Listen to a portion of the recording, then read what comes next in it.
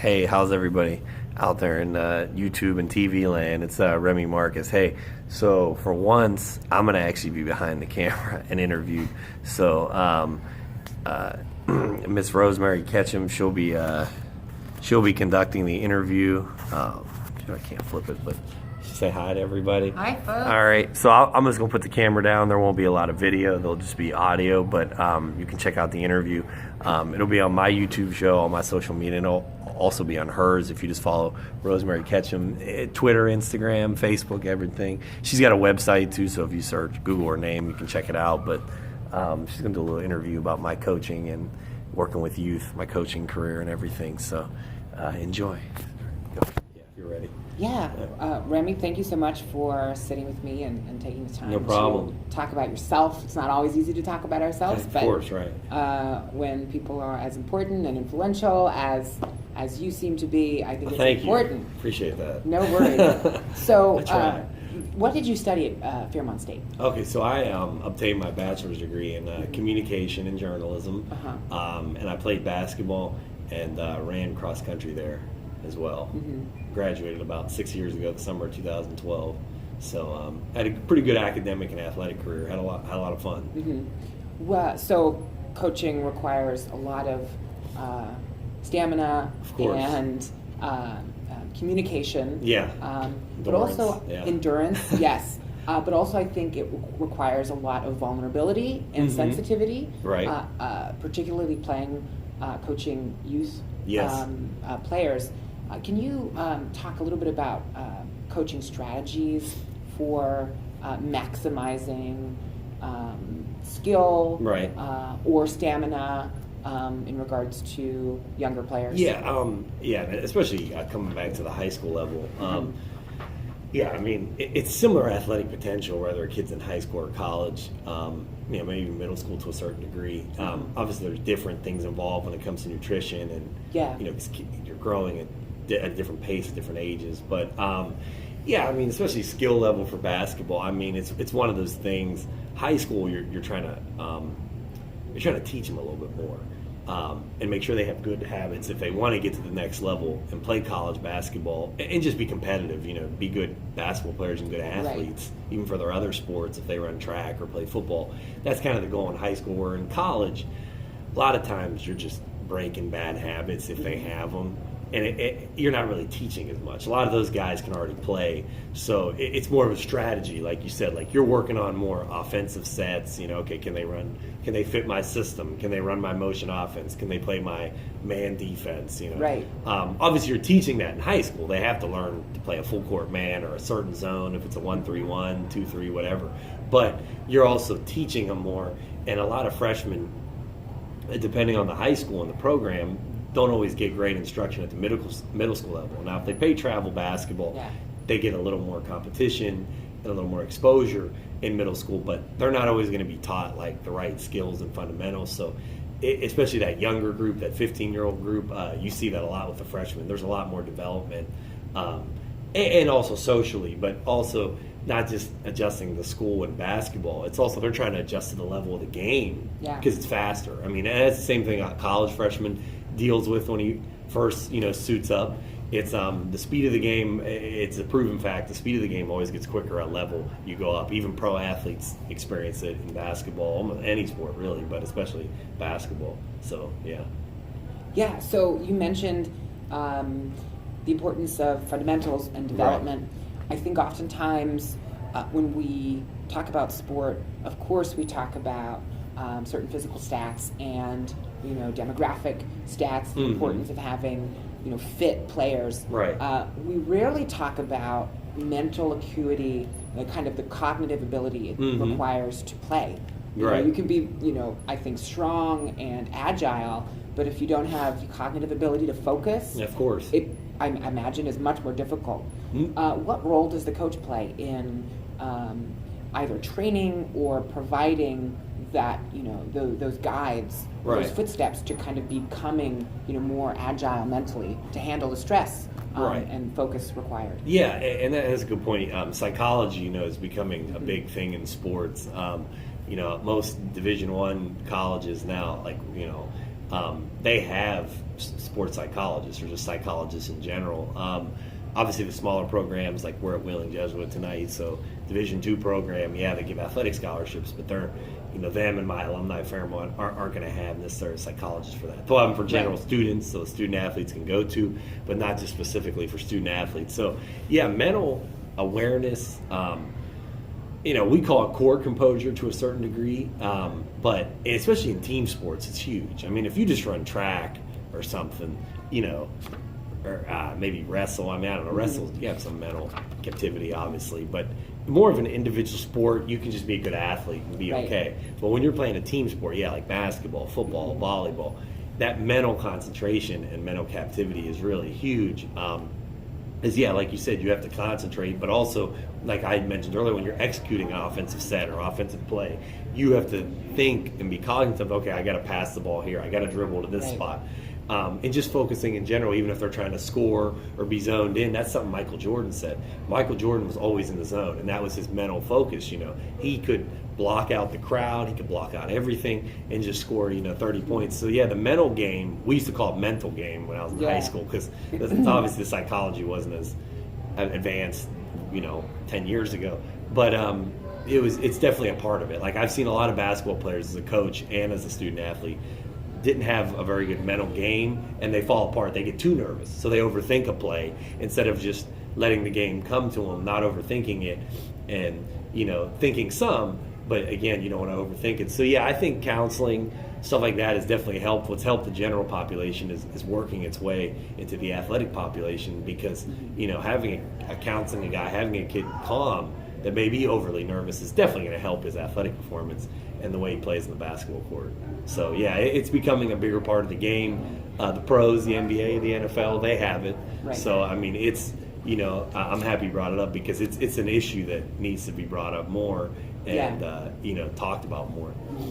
You mentioned team dynamics versus single. Oh, we were just doing a quick interview. Is that okay?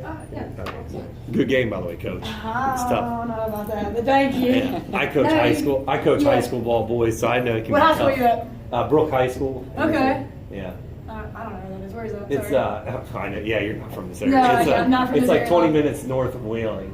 Okay, Yeah. all right. You guys having a good season? No, but it's Okay. it's rough. Well, very relatable. So. Yeah, I saw you guys are struggling. You guys are new fun. coaching staff though. Yeah, it's Yeah, see, I'm not new. I was here last year. Oh, you were with Debbie? Yeah. I knew Debbie. I was out of the area for 3 years, but I'm from Wheeling. I played at Wheeling Central. Played ball at Fairmont State in your league. So. Oh, wow, okay. All right, Yeah. So you knew Coach Bo. Yeah, I met her a few times. More power to you then.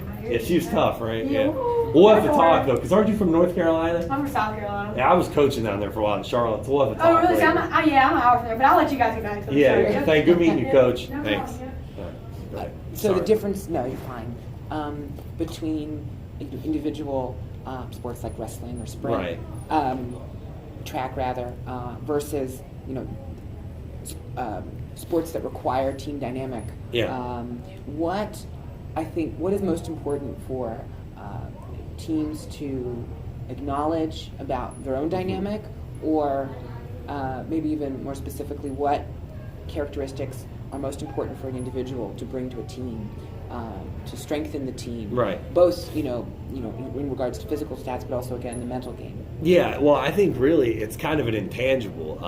Being unselfish. A player that is extremely unselfish, especially in basketball, and the coach in here. Right. Hey, coach, you could say unselfishness definitely helps in basketball, right? If a player is I said, if a player's unselfish, it's definitely helpful, right? That's a curse in a play. It definitely helps, but it can be a curse sometimes. If they pass first. They got to score when they. Yeah, for sure. Yeah, unselfish is a great one to have, especially if you're a guard. So it's one to look for, but sometimes, like you said, you got to be careful. Killer instinct. You got to score. Oh yeah, that's a great one to have, and to know when to be unselfish. Is Exactly. Great. Yeah. Well, you got to have a high IQ for that, though. Oh, 100%. They got to have a high basketball IQ. Yeah. Well, see, and that's an assistant, women's. But what's your last name, Coach? Phillips. Coach Phillips. Yeah, that's an assistant Division II women's basketball coach, and she agrees with me. A current high school and former college coach, that unselfishness is huge. I mean, obviously it is a blessing and a curse. It's a gift and a curse. You want a person, especially if they're a guard, to still score. Post players, your big men that are around the rim, or just in general, or a 4, that don't play on the perimeter as much, they're usually going to look to score, but they're also going to rebound, play defense, do the other things, set picks, do the other things to win games. Well, an unselfish player in general, that'll just sacrifice, even if it's as a big man, and say, okay, I'm not going to look to score 20 points and look great on the stat sheet, and show out to the public. I'm going to grab 20 rebounds, or I'm going to dive on the floor for a loose ball. That's the intangible, and that's almost a character thing. Yeah. Because if you're unselfish in the basketball court, you'll be unselfish in life. And that's another thing I try to teach. And every good coach, we're all mentors, but we're trying to teach life skills too, not just basketball or a specific sport. And it's kind of your line of work. I mean, you're working with the community. So I think somebody that is unselfish, on the basketball court will carry that into their life and their future, for their college career and in general. And they'll try to help other people, and be compassionate. So it's, I say that's the biggest thing. I mean, that's the biggest thing you can bring in the team is a, not a I first attitude, not a me first attitude, but a we first. Yeah. So that's honestly, I mean, that's that's what I look for. Even when I was coaching college, and I still do scouting. Help high school players get to that level, or junior college players get to the 4-year level, and that's the main intangible I look for. Because if they're too selfish and too I, that's a character flaw to me, and I don't want to put that. I don't want to coach that, and I also don't want to give that to a college coach. So it's I think that caring about the other team and being willing to sacrifice for the greater good, and that's going to translate to wins. If they can sacrifice, that's going to help your team win a lot as well. So, that's kind of what I look for. Yeah, to know the game is about you. It's not your game. Exactly. It's a team win and a team loss. Yeah, I mean, there's 5 players on a basketball court for a reason. Right, not right. 1 or 2. So, right. Talking about those strategies, a lot of folks who don't play sport still oftentimes exemplify those important characteristics of being unselfish, or working with the team, being able to do the grunt work without oftentimes having being on the top of the stat sheet. That's most of Capitol Hill staff. And so I guess my next question is, what are some of those skills or characteristics that are kind of universal, that don't only belong on the court, but can be applied to other kinds of teams? Yeah, I mean, whether it's a political team, if you work for a congressman or senator in D.C., or work for a state legislature, in Charleston, West Virginia, or one of the capitals. Basically, it's one of those things where, unselfishness, compassion, like I mentioned, and just caring about individuals. Because, I remember Dennis Rodman, I read his book, he said that in the 90s, even though race was getting better, they transcended race. Because on an NBA team, it's not who's black, who's white. It's, black players, white players, foreign players. So, and everybody gets along and is going for the greater good, trying to win a championship, So if you can carry that into life, whether you work for a politician or you're a journalist, and your duty is to help a poor population, an underserved population, whatever that is, if they're underserved in journalism, poverty, whatever the situation, they can carry that compassion, the unselfishness, being able to work in a group, work in a team, and get along with other people. That's something an athlete can carry is, okay, I can get along with 10 guys, I can get along with a couple coaches. So when I go, whatever field I choose, whether to be a journalist, if it's athletic related, running a nonprofit organization, deciding to run for public office, they'll have those team skills and communication skills. I think, like you said, you have to be a relatively good public speaker to be a coach, especially a higher level coach. So players learn that. If you can communicate amongst your team and with coaches and with whoever higher ups, that's going to help your communication skills when you get into the workforce. And that's huge. I mean, that's like one of the number one things I read that employers look for. The number one thing is communication. Can a guy communicate in job interview and in his his career after that? So I think communication skills they'll learn. Work ethic. I think work ethic and discipline. If you're a good athlete, whether you're trying to play at the next level or not, you're going to be dedicated. So, and you're going to discipline yourself. And like we were talking about nutrition earlier, they're going to say, okay, I got to eat healthy. I got to work out. I got this regimen. I got to be at practice on time. Even being punctual, going to a practice or a game on time. That's going to help them learn, okay, I need to get to my career. And I like to say career because to me, there's a difference between a job and a career. So, get to your place of work on time. Be disciplined. And like I said, that work ethic. If you work hard in your sport, that's going to translate 9 times out of 10 into, finishing your college classes, studying in the classroom and your career. So there's a lot of things. We could go on and on about that, but that would be some of the main things that I would say a student athlete can take from their athletic career onto their, future career. Right. No, those are important things to carry over. I want to make sure we're not 7:33. If you want to ask one more question. Yeah. So those are skills that, again, they're carrying forward, from high school, from college to their eventual careers. Of course. Whether that's in sport or not.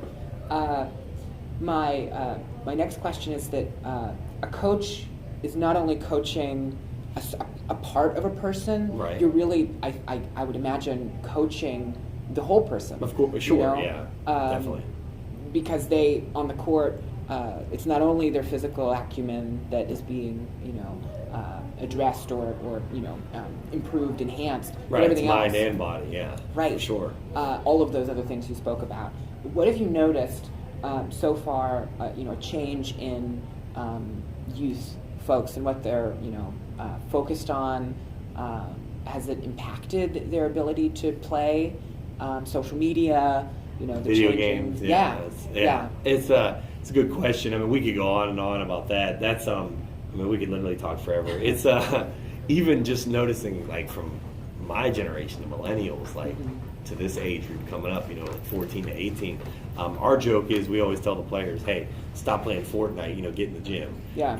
So it's like, because that's, playing Fortnite or whatever, GTA, whatever, right. Call of Duty, whatever they're playing, sports games, isn't going to help their athletic career. So, there's definitely a difference. Kids are more inside, I think, than my generation and past generations, like our parents' generations. They're more inside playing video games. They're on tablets. They're on smartphones, computers.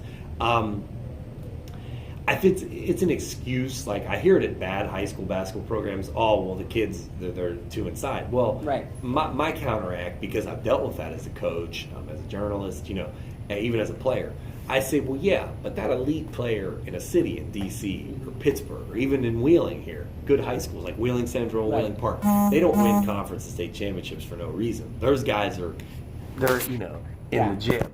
And so I think it has hurt it to a certain degree. I think it's put it more out in the open because, there was inside kids and kids that weren't very athletic 100 years ago. They just found other stuff to do, but a lot of them were outdoors. Right. So, but I think it's hurt in general. It's hurt kids' dedication. I think it's also made them worse communicators. I think a lot of them can't communicate on the phone or in person as well. But you see technology. It has its good and bad, obviously. Even social media, a lot of high school kids have guidelines, football and basketball players, because of, like, I'm sure you remember the Steubenville football incident, that case that had social media involved. Right. Kids are being trained now, especially if they're athletes, are, okay, you're in the public a little bit already, you're in the paper, whatever, the media, you need to watch what you post because a lot of people can see that, so right.